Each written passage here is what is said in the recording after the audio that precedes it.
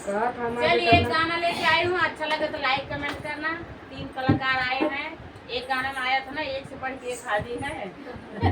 आज भी कमेंट करके बताना कैसी कैसी भाभी लोग हैं। केहू मोट केहू पातर।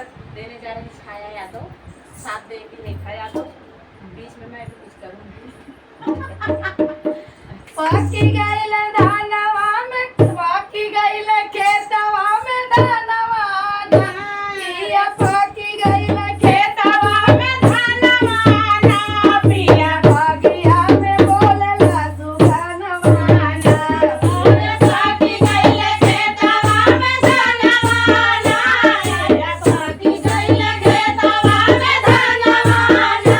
पिया बगिया में बोलला सुगनवा ना। पिया बगिया में बोलला सुगनवा ना।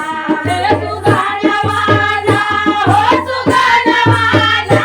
पिया बगिया में बोलला सुगनवा ना। पिया बगिया में बोलला सुगनवा ना। हाँ बगिया में डाली हो छोटकी ननदिया। बगिया में डाली हो छोटकी ननदिया।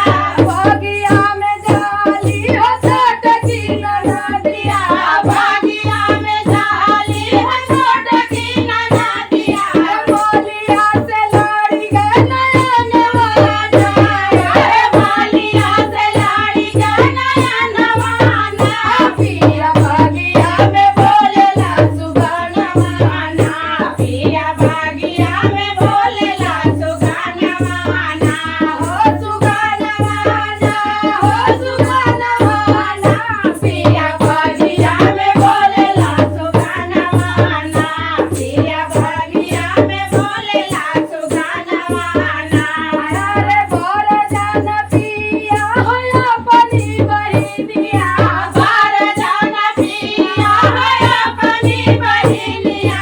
बारी जान पिया हो अपनी बहिनिया। बार जान पिया हो अपनी बहिनिया। लागी जाई है फूलवा में दागवाना। यार लागी जाई है फूलवा में दागवाना। पिया बगिया में बोलला सुगनवा ना। पिया बगिया में बोलला सुगनवा ना। हो सुगनवा ना, हो सुगनवा ना। पिया बगिया में बोलला सुगनवा ना।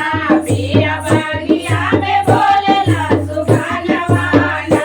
यार बोलिया